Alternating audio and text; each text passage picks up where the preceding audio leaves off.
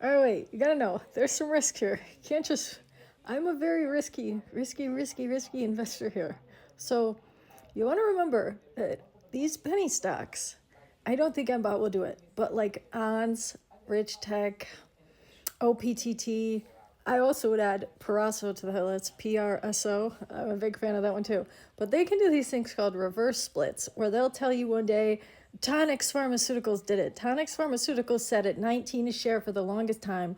And then one day Tonix said, we gotta raise our share price because we want to get listed on other exchanges because they're doing a lot of stuff, big stuff. So Tonix, if you would have had 1,000 shares of Tonix, you then had fucking 25 shares of Tonix. But the price of Tonix went up to like 20 something and then it dipped a lot.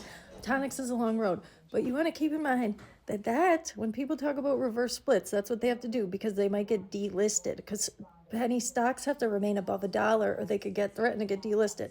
So that's a risk. Now, so I want to make sure you balance it with some big guys. I have somebody else that wants to invest like heavy money, and I'm telling them a lot of it. I think Google, you don't go wrong. This is not investment advice. I'm not a certified broker whatsoever, but Google is at record fucking low. Follow the guy Dividend Dude. He's a good guy. I like his stuff. Now, one of the reasons they're down is they're having a little bit of a DOJ problem with Apple.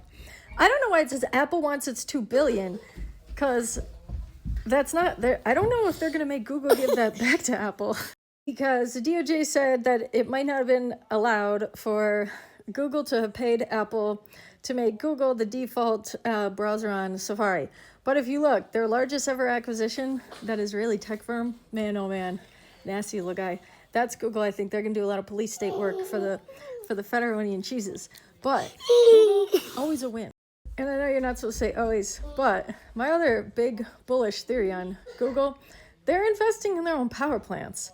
So like, I think that these tech companies, Amazon, Google, Microsoft, Bill Gates has two power plants now. I think they're going to have a lot to do with how power is like supplied to the masses, which, man, oh man, you can't get bigger than that. Not only that, but keep in mind, everybody loves quantum. Google does quantum stuff.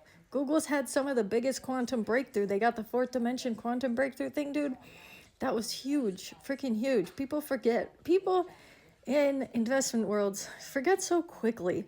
And Google, they're getting sued too. Texas, they're getting sued by Texas for some biometric data nonsense. I don't know. Potato. Oh, they're also getting sued by Mexico, but I can't foresee that one being a big one. But all these lawsuits make it so good time to buy. Not only that, but Google they have this Google Fiber, and it looks to be they are wanting to expand their internet.